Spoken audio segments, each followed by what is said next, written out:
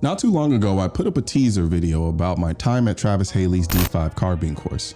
For the 3 days of that course, this is the rifle I used, my Daniel Defense DDM4 V7P. I'm the type of person who comes up with roles for as many of my guns as I own, regardless of however niche that purpose may be. This may sound like an oxymoron, but my DDM4 V7P, which for the rest of this video I'll be referring to as the V7P, is what I like to call my Shorty General Purpose DI Urban Defense Rifle. The Shorty General Purpose DI End of World role is reserved for the Mark 18, but that's a different video. The urban designation for this setup refers to the fact that I refuse to leave the city, and if at any point I'm at home when the city is in pure chaos to the point where it makes sense to grab a rifle, this would be the rifle I grabbed, and here's why. The V7P is basically the Mark 18 Lite. Literally and figuratively. I really only like the Mark 18 because of the quad rail nostalgia that I have and how indestructible the damn thing is. Before you finish watching this video, a word from our sponsor. Have you ever thought about making a living in the firearms industry? If you enjoy gun repair, ballistics, and learning about firearms, Sonoran Desert Institute's online courses might just be a good fit for you.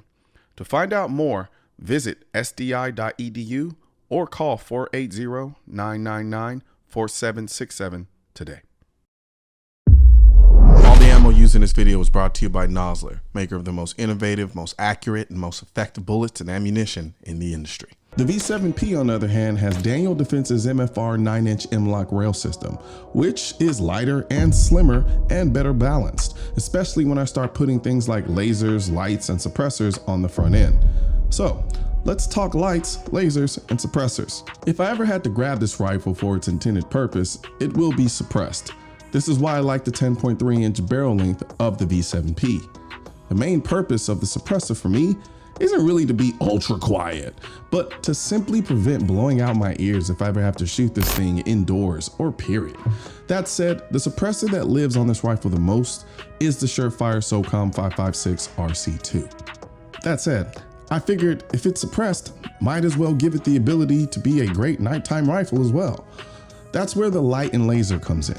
Keeping in theme with being small and lightweight, for my light, I went with the Surefire Mini Scout Light Pro Infrared, connected to a Unity Tactical hot button switch. This setup pairs perfectly well with my B.E. Meyers Moss C1 Plus laser. I have a love-hate relationship with this laser. More love than hate, but I can't deny that it's pretty heavy, and the fact that it hangs off the side of my rail throws off the balance of the rifle a little bit.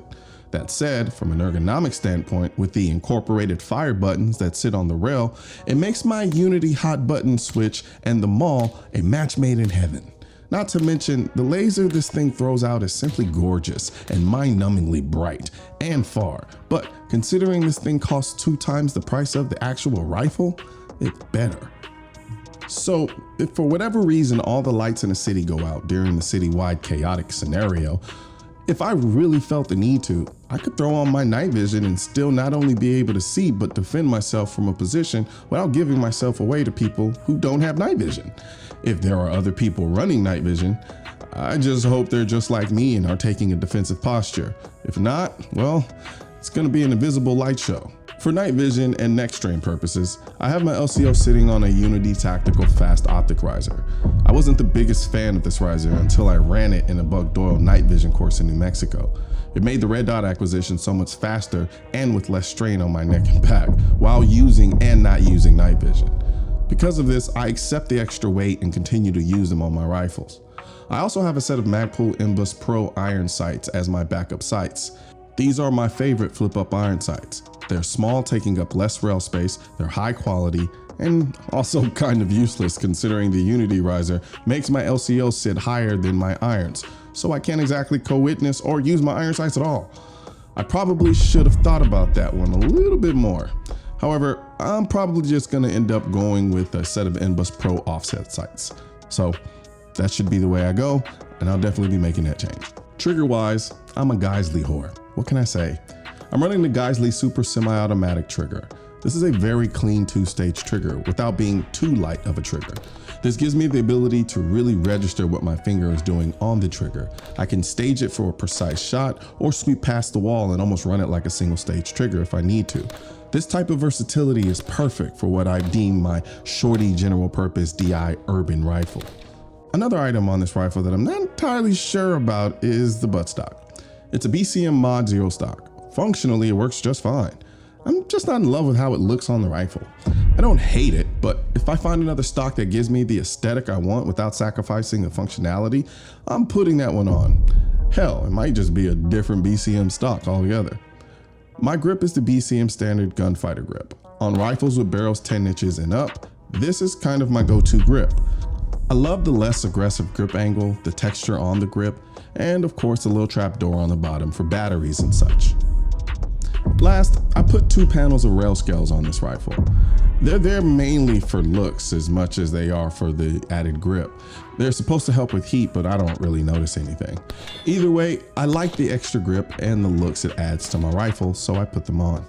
Everything else on the rifle is pretty much stock. The only thing I might end up changing is the safety, but other than that, I'm happy with it as it is here. I ran this exact setup at the Haley Strategic D5 Carbine course to really push its limits, and I discovered some very interesting things about this rifle that I'll explain when I do the full video of the course. That said, this is my Shorty general purpose DI urban defense rifle. Good luck coming up with an acronym for that. And yes, AR-15s are protected by the Second Amendment. A well-regulated militia being necessary to the security of a free state. The right of the people to keep and bear arms shall not be infringed. It didn't say only handguns, it said arms. Guns aren't political. That's why I need your help getting this message to spread on YouTube by clicking the thumbs up button, leaving a comment to let me know what you think of the video, then subscribing to the channel. But most importantly, click that bell symbol. For products featured in this video, click the links in the description.